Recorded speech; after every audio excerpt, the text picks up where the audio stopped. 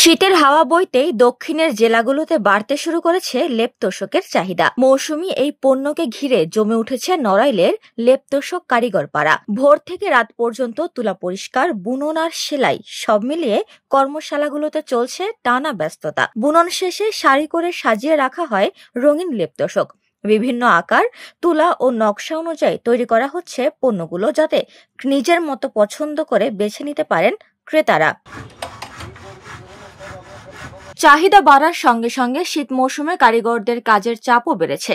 তবে কাজের চাপ বাড়লেও মজুরি বাড়েনি বলে হতাশ কারিগররা। সারা বছর ধরে কম বেশি কাজ হয়, শীতের সময় একটু বেশি হয়। লেপ তোশক, বালিশ, জাজিম আমরা তৈরি করি, এখন একটু রাত করে কাজ করতে হয়, মজুরি তুলনামূলক কম দেয়। দোকানগুলোতে শিমুল তুলার লেপ 2 থেকে 2,500 টাকায় বিক্রি হচ্ছে।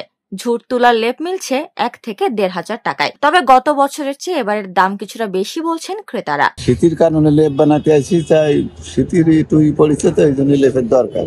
1400 টাকা দাম, মনে হয় গেছে এবারের তুলনায় একটু বেশি হয়তো হয়েছে। ব্যবসায়ীরা জানালেন, তুলা, কাপড় সহ লেপ তোশক তৈরির মাল জিনিসের দাম বেড়েই চলেছে, তাই বাধ্য হয়েই তাদেরও বিক্রি মূল্য বাড়াতে হচ্ছে।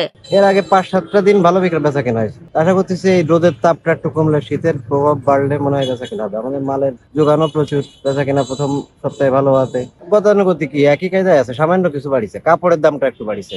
কাপাস তুলা বিক্রি হচ্ছে 450 টাকা, শিমুল তুলা 450 টাকা, গার্মেন্টস এর একটা ভালো তুলা আছে, ওইটা বিক্রি হচ্ছে 120 টাকা, 150 টাকা।